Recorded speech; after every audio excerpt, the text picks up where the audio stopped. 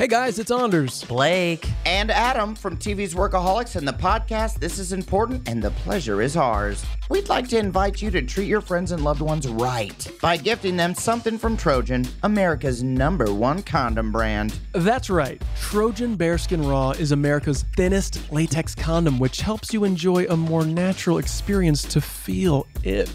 I feel you on that. Wait, what? So pick up some Trojan Bearskin Raw condoms, triple tested and trusted for over 100 years. Trojan, do your best. Get yours on. Welcome to Scary Time by Indie Drop-In Network. Each week, we feature an episode from the best independent creators. Subscribe for great scary content. Today's episode is from the Hush Hush Society Conspiracy Hour. The Hush Hush Society Conspiracy Hour explores the history and beliefs of conspiracy theories, cryptids, and paranormal. Check the show notes for links to subscribe to Hush Hush Society Conspiracy Hour and follow on social media. Enjoy the show. Begin. Good evening, Hushlings, and welcome. I present your preceptors to the underbelly of the void, the whispers of conjecture, and the known of the unknown. Thus begins the conclave of the Hush Hush Society.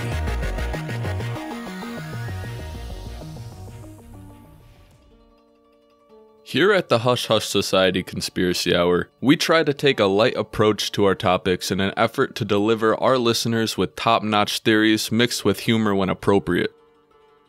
This will be a little different because we are covering the suicide forest. To be perfectly clear, there is no way to discuss this topic lightly, as it will include mentions of suicide, corpses, demonic entities, and things of that nature. We understand that these could be very sensitive subjects for some folks, so please, if any of the previous subject matters mentioned could be bad for your mental health or triggering in any way, we suggest you do not listen to this episode. We have plenty of lighter episodes for our listeners to enjoy. If you or a loved one is dealing with suicidal thoughts, please visit suicidalpreventionlifeline.org or call 1-800-273-8255 to seek support. Thank you, Hushlings. We will now proceed with debriefing 27, Aokigahara Forest. Greetings, Hushlings. Welcome back to the Hush Hush Society Conspiracy Hour, where we journey into the world of conspiratorial mysteries and dark truths. I'm Declassified Dave. And I'm Mystery Mike, and we're joined by our travel partner, Slick Frank Sanders. How's it going, Hushlings? Slick Frank Sanders here. Mike, Dave, hello. Hello, friends. This week, for Debriefing 27, we are exploring Aokigahara Forest. We take a trip to Japan at the flanks of Mount Fuji and travel deep into the woods and uncover the mystery of the Sea of Trees, or more commonly known as the Suicide Forest, as this forest has a reputation in Japanese mythology as the home for ghosts of the dead. But before we enter the forest, make sure to follow us on all social medias. You can find us on Facebook, Instagram, and Twitter, as well as the official website of the Hush Hush Society Conspiracy Hour, www.hushhushsociety.com, where you can find all of our news, blogs, and even drop a review. And purchase the drippiest of the drip Hush Hush apparel. First, a brief overview of the geography and landscape of the forest. At the base of Mount Fuji lies a dense, lush forest, and when it's seen from above, the trees swaying in the wind are similar to the likes of the sea, giving the Aokigahara Forest a second name, Jukai, or Sea of Trees. The forest floor is said to be primarily made up of volcanic rocks.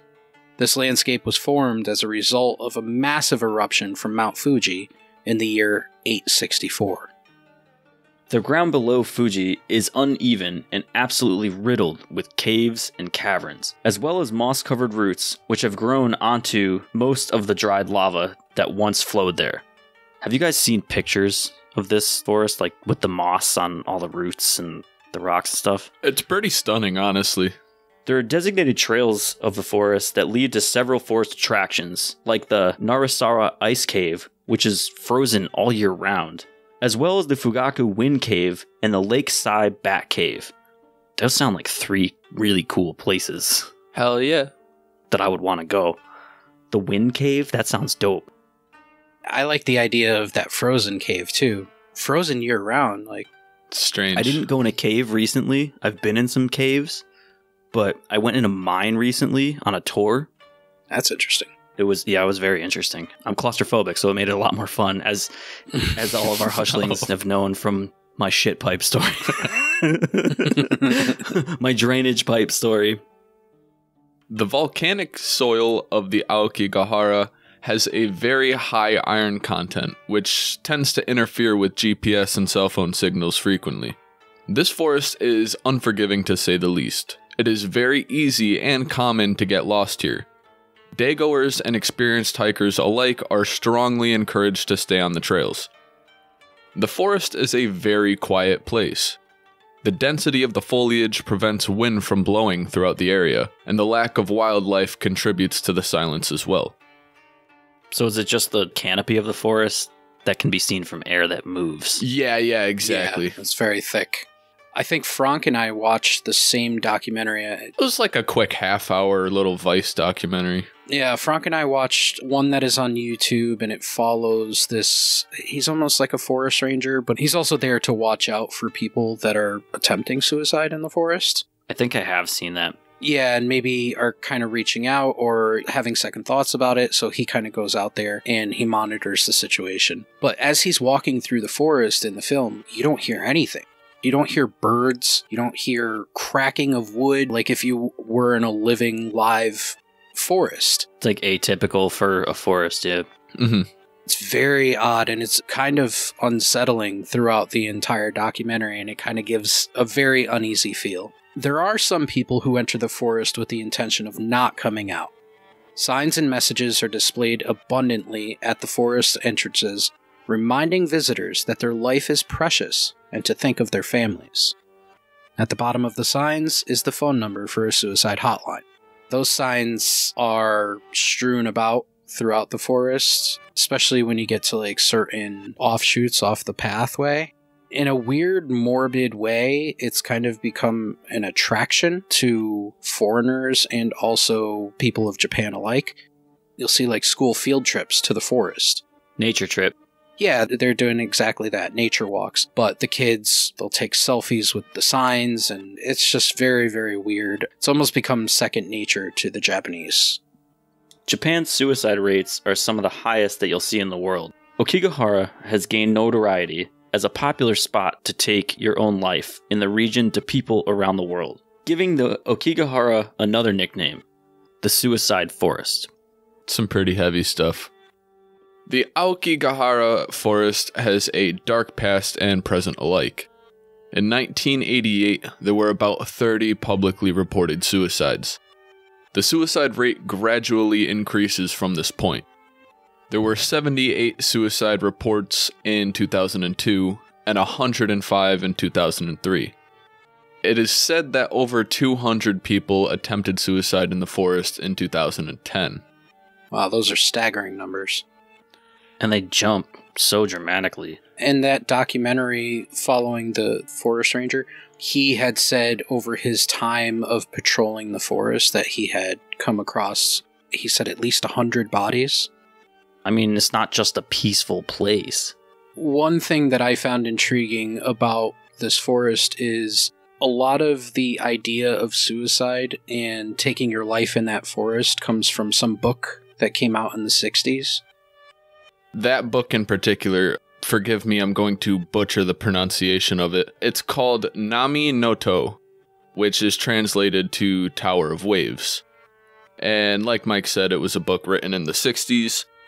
And this book was about a young woman who was in a scandalous love affair, she being the main character who decides to venture into the forest and take her own life. The book itself heavily romanticizes the idea of suicide, particularly in the Aokigahara Forest, and it really puts it in your face that it would be a beautiful and peaceful place to end your life. Yeah, and I believe they found copies of the book throughout the forest whenever they would find a body, in certain cases, obviously. The book, like Frog says, romanticizes the thought of suicide. So in a lot of these cases, you see the people that have found their way into the forest and they're found with copies of this book. And it just shows like how much of a hold it has on the Japanese people and how much it really speaks to those who are already in that state of mind. Yeah, I know what you're saying completely, and I'm not surprised at all that if somebody did have these suicidal intentions, that they might carry a copy of the book with them into the forest. The rate of suicides tend to peak in March, which is the end of the fiscal year in Japan, which correlates to a lot of the reason for suicide in Japan. When you get into the higher echelons of business, if you lose your company a significant amount of money, or if you have disgraced yourself as a person within the business, you just take your own life. That history has definitely been a thing for a very long time with the Japanese people. Seppuku and, sad to say, but for their country, suicide bombers at Pearl Harbor, they see suicide as a completely different thing than we do. It's very based on honor. And if you don't have that honor and if you have disgraced yourself, it's what they do.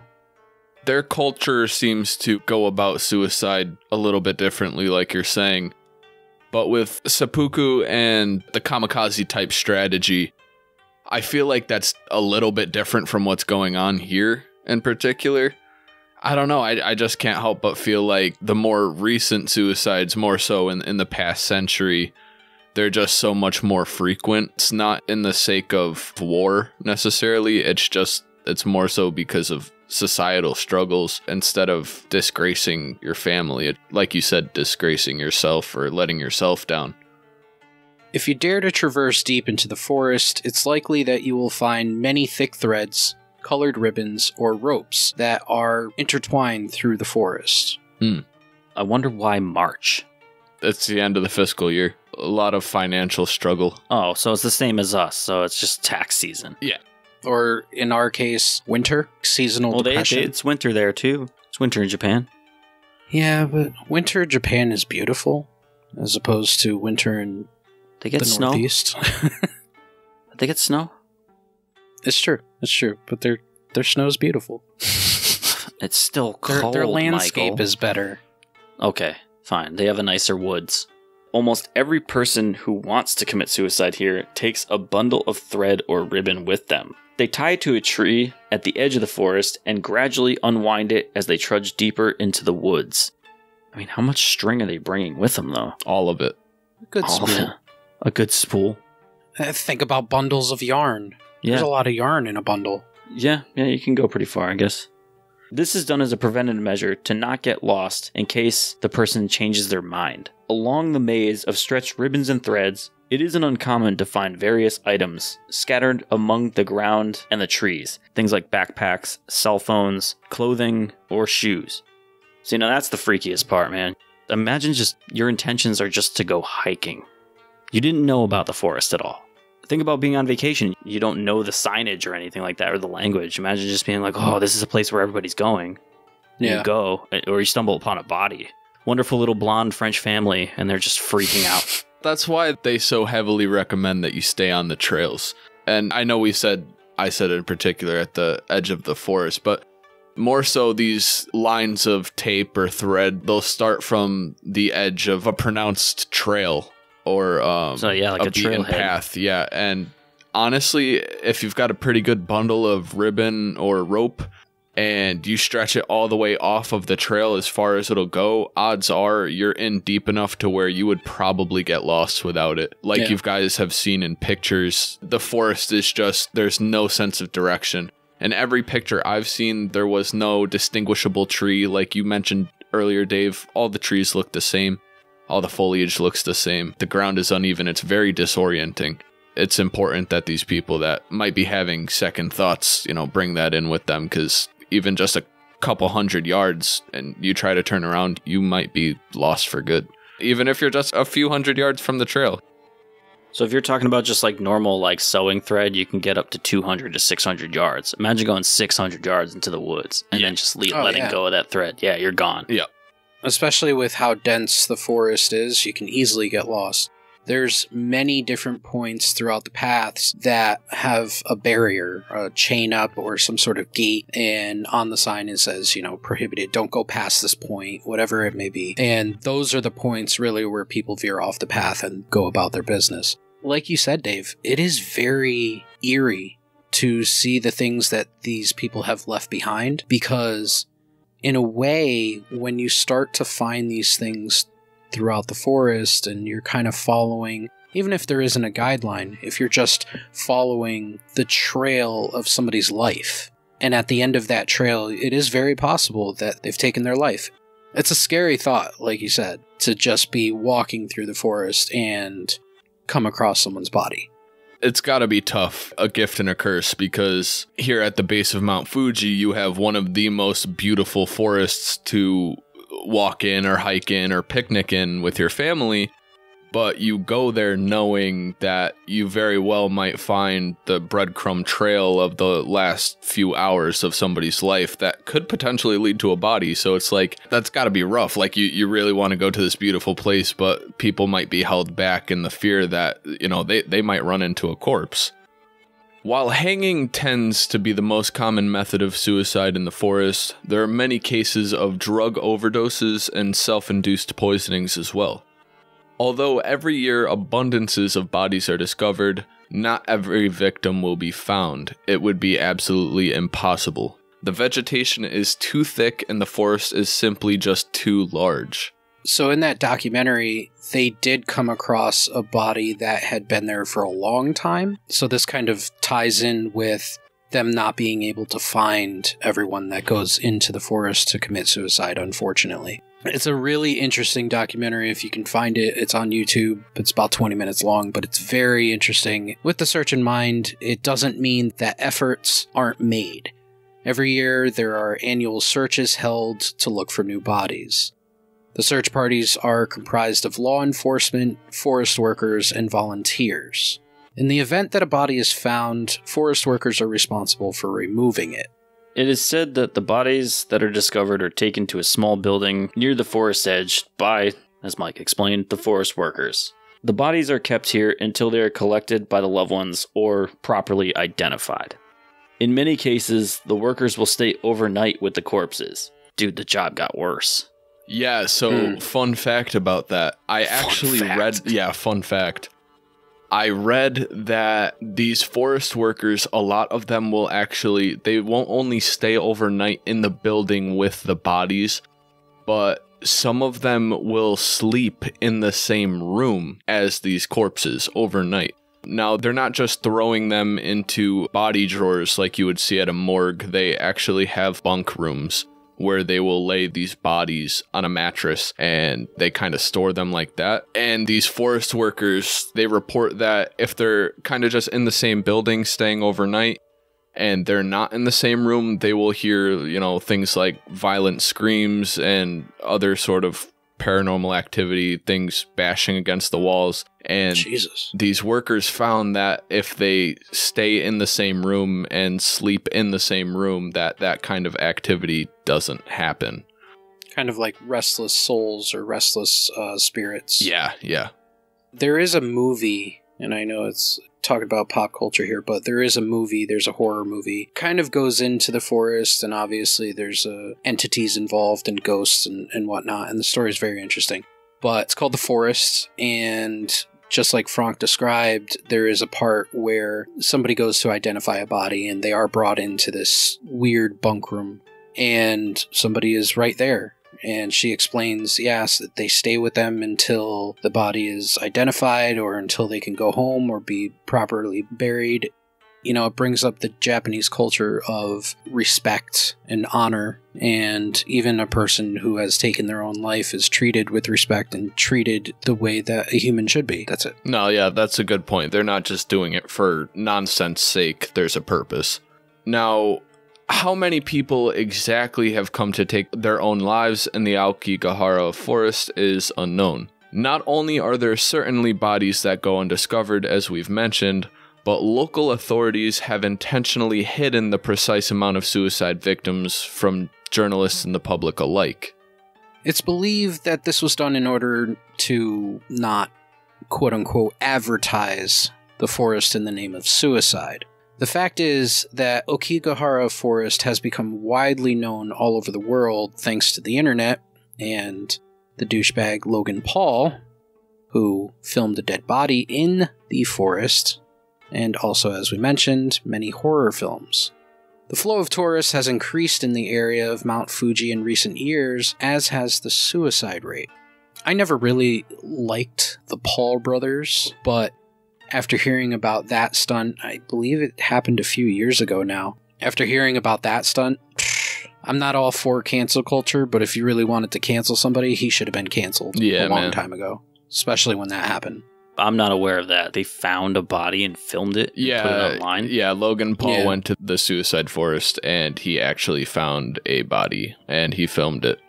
And put it on his fucking YouTube channel. Kind of as like a lull. It wasn't a serious video. It wasn't a suicide prevention video. It was like hey, let's go see if we can find a dead body. And they did. And they went about it very disrespectfully.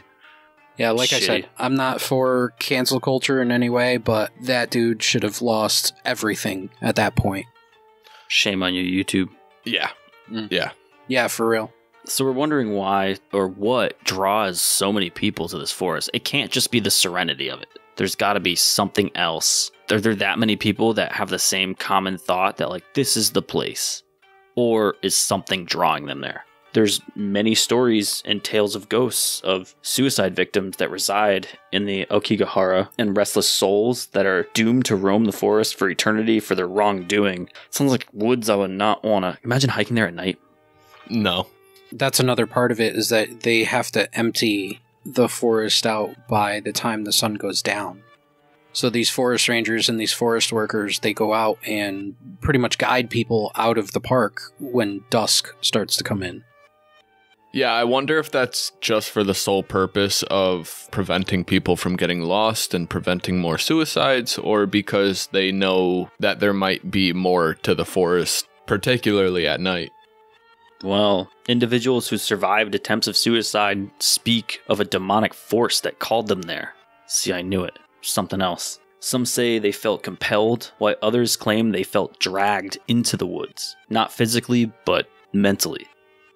These spirits that Dave is referring to are known as Yurei. They are very vengeful, angry spirits that are created when one dies from a sudden or violent death with a feeling of disdain. Yurei are filled with anger, and if they wish, it's said that they can unleash it on a living person. This affects the living in a way of imposing thoughts of suicide that weren't there before.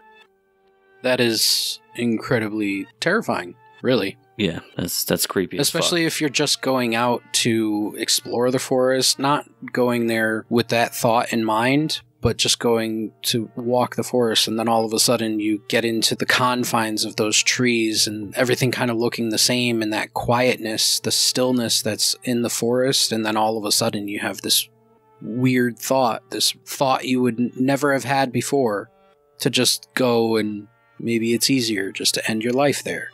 Can you imagine just going out there and enjoying a bento box, and then all of a sudden you get shitty thoughts? You're having a wonderful meal. It's beautiful. Yeah. And all of a sudden it's like something you never heard before. That would freak me the fuck out. I'd be like, well, I'm going to leave my lunch here, and I'm going to leave. Time to go. Time to go. In many other places, not just talking about this forest, but there's many other places where if suicides have happened or violent deaths have happened, it creates this sort of very evil, dark feeling. We don't know if it's something psychological where you're like, okay, somebody died here in a painful or sad way, and you just attribute that to that feeling that you get, that feeling in the pit of your stomach of something is wrong here. But there's definitely something about this place that is drawing people there and giving them that feeling, and they're taking action on it. This place, I think, kind of embodies that sadness and is a little different than those other, quote, haunted places or bad places. Well, are there any other places that have this concentration of the same way of death in such a small area? Suicide? There is. There is. Yeah, it would be the Golden Gate Bridge, but well, yes, I've never heard of this sort of paranormal activity, for lack of better words, at the Golden Gate Bridge. Has anybody ever been to Gettysburg? I was gonna say that exactly. Maybe Gettysburg or like other very violent and bloody, historical battle sites, maybe. But no, I haven't been. You're supposed to get some eerie feeling there, you would imagine, if that many people died in one spot. Yeah, that's what I've heard as well. Talking about scary things when you're in the forest, this this piece of information right here, I think, is the most terrifying, really. There have been people who have gone to the forest who reportedly claimed to have heard a high-pitched scream of the Uri while in the forest. So almost like a banshee scream coming from the forest. That's nuts. I've seen that be pretty prevalent in multiple stories, these people that hear inhuman shrieks from deep in the woods. Sounds like banshee activity. Yeah, and it's even more unsettling because, like, normally when you're in the woods and you hear a crazy noise, for me anyways, because, like, it's happened, you hear a crazy noise that a person can't make. And normally you can justify it with, oh, well, it's probably an animal. It could have been a bobcat or like a weird bird or something. But like here, you can't really do that because while there is wildlife, it's very, very subtle. It's not prevalent whatsoever. Definitely nothing that can be heard from far away or be loud whatsoever. There's really no justifying these noises.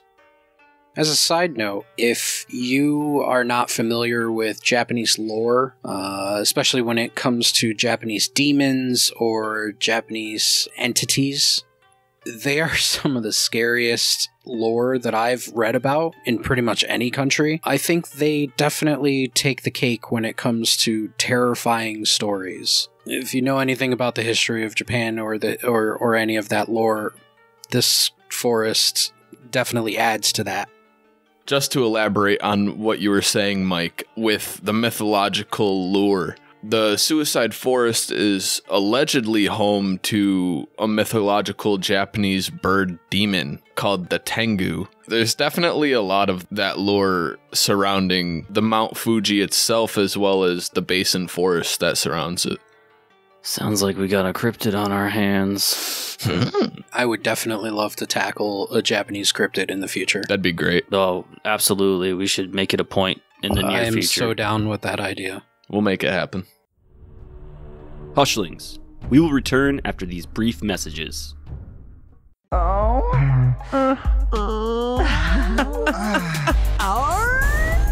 Hey guys, it's Anders. Blake. And Adam from TV's Workaholics and the podcast This Is Important and the Pleasure Is Ours. We'd like to invite you to treat your friends and loved ones right by gifting them something from Trojan, America's #1 condom brand. Trojan Bearskin Raw is America's thinnest latex condom, which helps you enjoy a more natural experience to feel it all. Yeah, the older I get, the less feeling I have in my penis, and I just need the thinnest condom possible.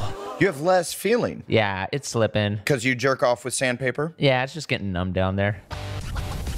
So hook everyone you know up with some Trojan Bearskin Raw condoms, triple tested and trusted for over 100 years. Release the bear. Get grizzly with it. Bitch better have my honey. Trojan, feel your best? Get yours on. Emma, what are you researching now? Birthday gifts. Safa has the best mattresses in every category. So how about one for everybody? Mattresses? A customizable Air for mom and dad who can't agree on firmness. A 5-pound memory foam for your sister's college all-nighters. An all-natural latex for your yoga teacher. A Safa Youth for my growing nephews. And a classic inner spring for us. I got you a tie. Get $200 off your purchase of $1,000 or more at safa.com/200. Welcome back to the Hush Hush Society Conspiracy Hour.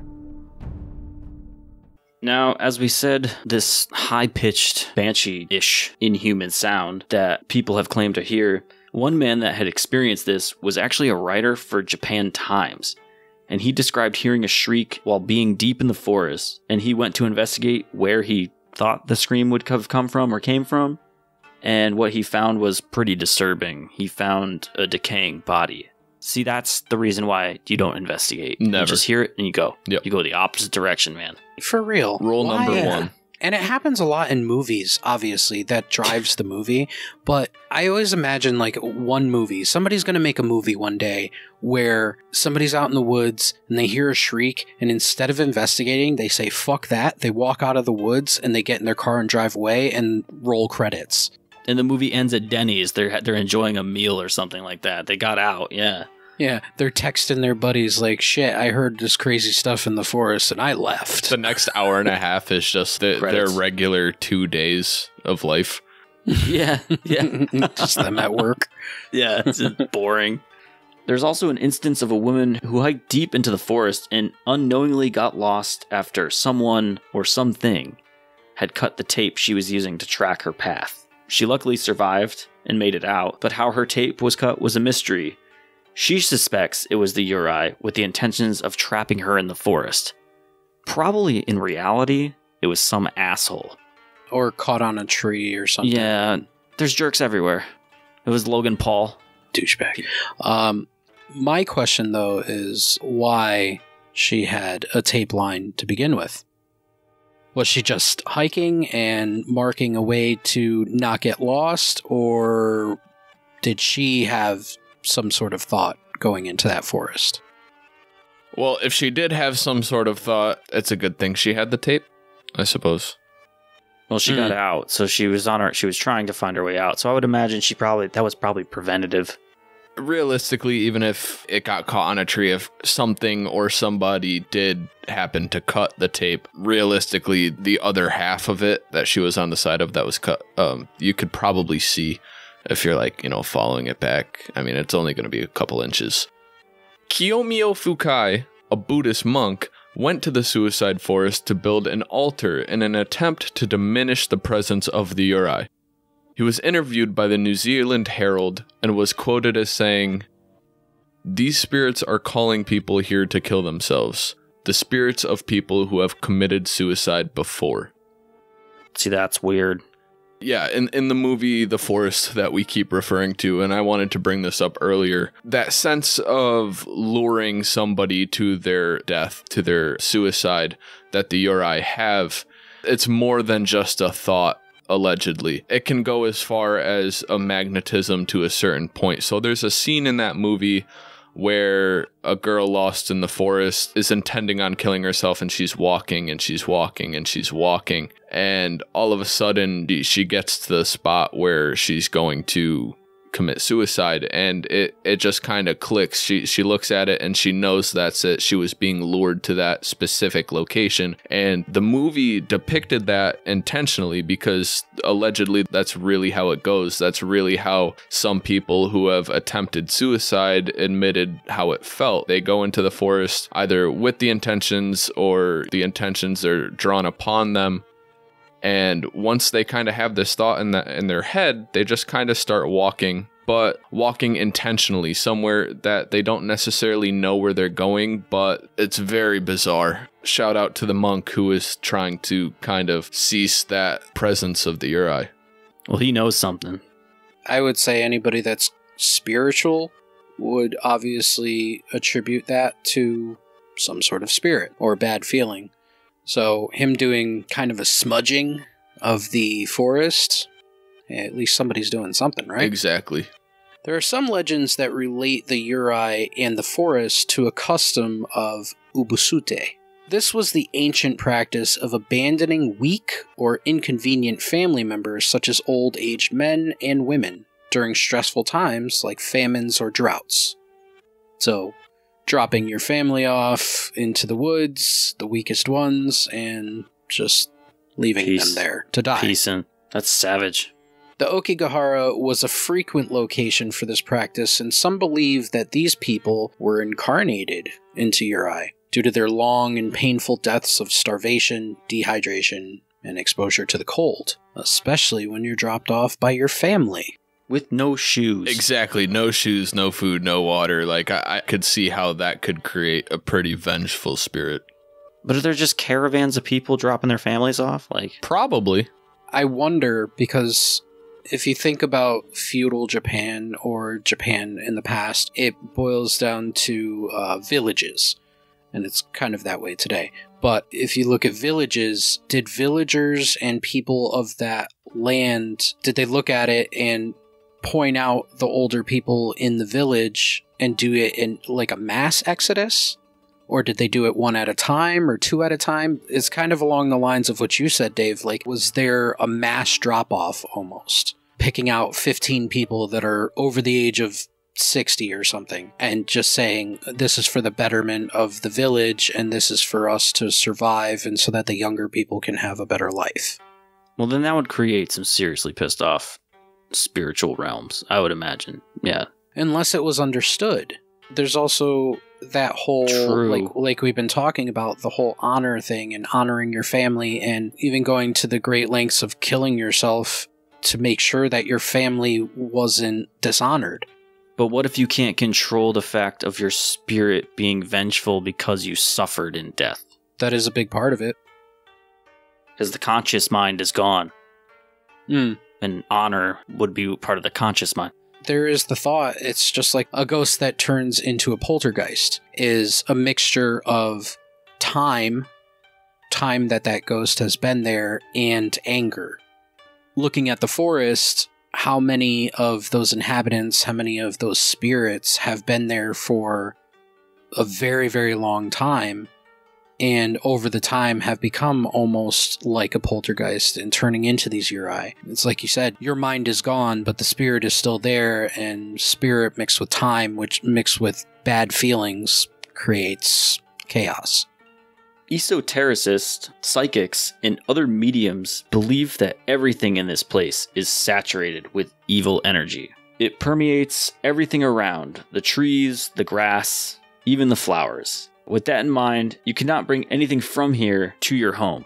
It is a national park, isn't it? I mean, you can get in trouble for taking shit from national parks here, too.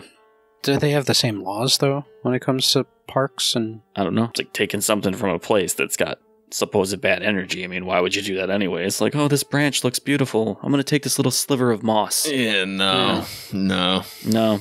Especially if you're a person who believes in energies, good or bad, or frequencies, as we've talked about before.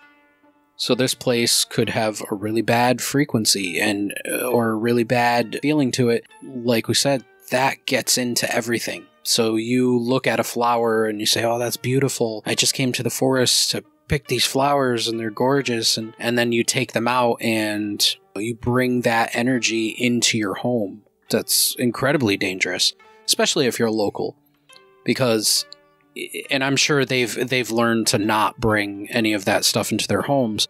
But if you go and you bring a flower, that's the example, into your home, and you all of a sudden start feeling like garbage, and you feel down and you're sad, and then you visit the forest randomly again, it's just, I don't know. That's scary thought. Imagine finding psilocybin mushrooms in this forest and then bringing them home with you and eating them. And then you just walk right back. Oh my god. That's a terrifying thought. I know. As a person who is a forager of mushrooms, that's absolutely terrifying. That would suck. I wouldn't do that. There is no way that I would do that. Now, I have a question about this whole thing. So, I know we mentioned it earlier that recorded in the 80s, 90s, 2000s, but how far back are there datings of people either going missing? Because that's essentially what would be happening. Yeah. Is people just disappearing into this forest. Because Mount Fuji has a very, very, I would imagine, a very special place in Japanese culture. Yeah. Yeah, if not like the major part. If this eruption that happened that's supposed to have littered the landscape with this lava rock would be, you said 864 years ago or something like that? Yeah, that's the year 864. Oh, the year 864. Okay, so we're talking quite a long time ago. That's a ways to go, but like Mount Fuji has obviously erupted before. It's a stratovolcano. It's kind of blown up until it's gotten to that height. But yeah.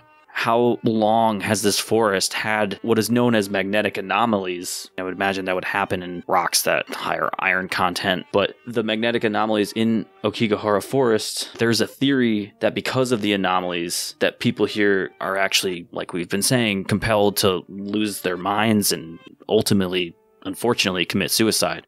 So is it demonic? Or is it something that's messing with our actual magnetism within our bodies? That kind of goes into the talk of ghost hunting. A lot of ghost hunters, they'll have electromagnetic readers, or they'll have something that read electromagnetic frequency. So one thought is that electromagnetic frequency... EVP? Yeah, like too much of electromagnetic fields can make you feel uneasy and can make you feel almost sick or down or dark, or they affect your psyche in a certain way, which is why when you watch those ghost hunting shows or you see taps or anything like that, they have those EVP readers so that they can see, okay, is everybody feeling down and feeling a bad feeling about this place because of those raised electromagnetic levels? The entire ground of this forest is made of this volcanic rock, and like you said, could have that high iron content or that, that weird electromagnetic spectrum that is causing this shitty feeling in people. Think about it. I mean, there's a little bit of parallel in certain areas, I guess, like in accounts over in like Skinwalker Ranch, where people are feeling stuff like that. But human beings are electrical. Anything that's heart's pumping has an electrical signal going through it. And your brain. Yeah, so who's to say in my life I've had heart issues due to the electrical malfunctions of the brain? Who's to say you walk next to something or go into an area that is resonating some gnarly magnetic field that you're not used to, and it's not demonic or spiritual in a sense, but it's actually like a physical thing. Yeah, it's science. I'm not knocking the idea, but I can't help but wonder, how long do you have to be around that iron-rich environment for you to actually take action on the feelings that it's making you have? Are some people more susceptible to the feeling and the vibe that it's making you feel? You'd really have to go into researching who these people were that died. Researching the last couple of years of their life. You can't base it off of that, but you can kind of get maybe a better idea. Because if you have people that are just completely like having no history of exhibiting anything that comes to suicidal thoughts, and everything's gravy, and then all of a sudden they just go for a hike with their lunch and end up dead. But if you have somebody if you can see the signs, or you know somebody's dealing with something, whether it's financial or anything like that, because it can't just be purely financial. There's got to be something else. Yeah, so people that have something going on could absolutely be more susceptible to that sort of effect. How many of these people have they actually identified? You have to go farther into it, into an investigation of finding out what their lives were. Even easier, you just interview the people that came out alive. True, that too.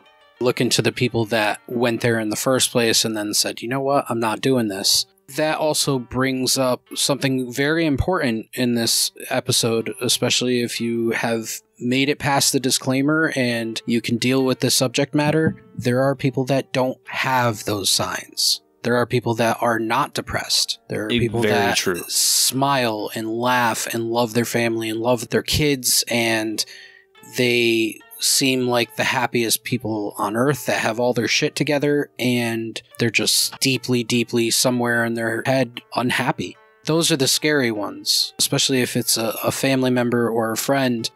That's scary. They say that the people that outwardly say that their life sucks and that they wish they were dead and they were miserable and say that they're going to kill themselves are actually the least likely to do it. Mostly because in most suicides, people don't have a predetermined plan or date of when they're going to commit suicide. They just do it. It's scary, but it also points to a lot of the things that happen in this forest. These people probably didn't plan to kill themselves. Or they had the thought in their head, they went out into the forest, they left a little tape behind them, or in some cases just let their belongings just stay in the forest and went on, and it's a terrifying thought. Well, that's such a high concentration of people have the same manner of death in one area. That's the part that's very puzzling. Also, when you look at the electromagnetism of the area, all that ground, everything for probably a couple miles around the mountain, that's all volcanic land. So maybe it's not, like Frank said, anything to do with the time that those people were exposed to the land, but the fact that they are so engulfed in it being in that forest. It's in the ground. It's in the ground that they're walking on. And it's around them in high concentrations. If you're going into a haunted house, a house or a building that has some sort of concentration of these electromagnetic vibes, and you've had ghost activity, it's not purely saturated with that. There's certain parts of the house and there's certain areas of the house that carry those feelings, but the entire house and the entire ground that the house sits on and the entire surrounding area is not soaked with that electromagnetism. Mm-hmm. It's a different thing. I think it's more concentration than it is length of time. Or it's something scary as fuck. There's something natural like that's scary as shit too, but something otherworldly would be really terrible. Well, interesting enough, a group of researchers studied magnetic anomalies in different places in different countries. And they came to the conclusion that in those places where there are these magnetic anomalies, there's abnormally high suicide rates amongst the people in the areas. So I definitely think there's something to that. I don't think it's just a coincidence that a lot of people are killing themselves in this forest. And well, boys, it's been a very intense episode, and I am very interested to see your final thoughts on this. Dave, your thoughts? With the subject being as heavy as it is, I'm going to keep it really brief. I think that this place, I've never been there, but not really compelled to go either. Has a couple of things that could possibly be going on there in my mind. I personally think it's probably has to do something physical when it comes to magnetics or electromagnetism, something within the body that changes. But with that being said, that doesn't explain people being mentally told to end their lives and go be compelled physically to a certain place and either A, wake up out of a trance and be like, where the hell am I? Or actually just do it.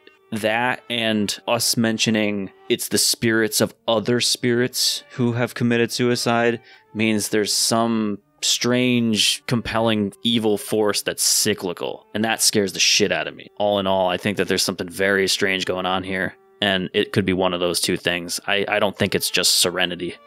I personally think that the beginning of this story starts with the ground makeup and the lava, the electromagnetic field around it or the magnetism around it that might have messed with people's minds. But I think that also grew and compounded itself with the increase in the suicides and that spiritual energy that gathered there. And I think those two things together have grown exponentially throughout the years and throughout the generations. And there is the energy of the people that perceive that place. Not only the spirits within the forest and the ground, but also the people outside of it and the way that they perceive it. So if you have these groups of people who live around the forest or who know of the forest and they themselves have bad energy about what goes on there and think only the first thing that pops into their head is Suicide Forest, then that also feeds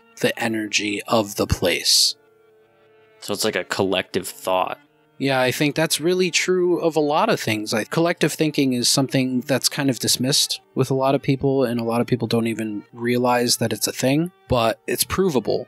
And I think a collective thought, especially when you have a lot of people that live around the mountain, or a lot of people that live within a distance of the forest, and what they think and what they feel when it comes to that place is transmuted. And I think that's helped it become what it is and exude that energy. Frank, final thoughts? I'd just like to reiterate what I had said earlier in the episode, that the Aokigahara Forest is really a gift and a curse to the locals of the area around Mount Fuji. Because it really is a beautiful, stunning place, but at the same time, it's got this dense negative energy and connotation to it. And I think everything that we talked about are all equal attributes to that connotation. Like Mike, you mentioned, we said earlier on that the iron-rich lava floor of the forest It has a very negative effect on people's mental state. It can affect you pretty poorly depending on how susceptible you are. And, you've got these people that might have the intentions of taking their lives, and they go into this forest, and they could be even more so pushed to actually take action with the electromagnetic fields that are around them. It could affect them that strongly. But at the same time, you've got Buddhist monks going into the forest, setting up altars, trying to diminish the presence of the Yurei. So I do think there's validity to this evil sort of angry spirits that take residence in the forest. It's honestly a terrifying thought that you could walk in here just trying to take a peaceful hike, and whether it be through the mental suggestion of a Yurei or just the magnetic field of the ground, you might somehow arise the suicidal thought. And it's even more scary that depending on how susceptible you are, you may or may not take action on it. I think there's more to the Aokigahara Forest in terms of a suicide destination than, say, the Golden Gate Bridge, in the sense that it has this effect on people's mentality. It's not like they're walking up to a bridge and jumping off. Very sad. Well, that's going to do it for our debriefing number 27 on the Aokigahara Forest. What were your thoughts? Did we miss anything? Is there anything that we should have discussed? You can reach us at contact@hushhushsociety.com. And as another side note, Hushlings, we love you. If you are feeling any type of way, any type of suicidal thoughts, diminishing thoughts, please reach out to us. We are always available, and we will call you if we have to. We will talk to you. We will listen. We are here for you. We love you. Thank you again for joining the Hush Hush Society Conspiracy Hour. I'm Declassified Dave. I'm Mr. Mike. And I'm Slick Frank Sanders. Until our next debriefing, remember, the best kept secrets are hidden in plain sight. Thank you to Hush Hush Society Conspiracy Hour for the great episode. If you liked it, check the show notes for links to subscribe directly to Hush Hush Society Conspiracy Hour. Thanks again for listening to Scary Time by Indie Drop-In Network. Check out all of Indie Drop-In's shows at indiedropin.com. If you would like your show featured, reach out to us at Indie Drop-In on all social media or go to indiedropin.com. This holiday season, gift yourself something empowering, something rejuvenating, something transformational, something miraculous. Gift yourself a hair club consultation and get 20% off your personalized hair solution. Book your consultation online at hairclub.com/holidays or call 1-844-695-HAIR. Call 1-844-695-HAIR. See website for details. Hair Club. Love your hair. Live your life.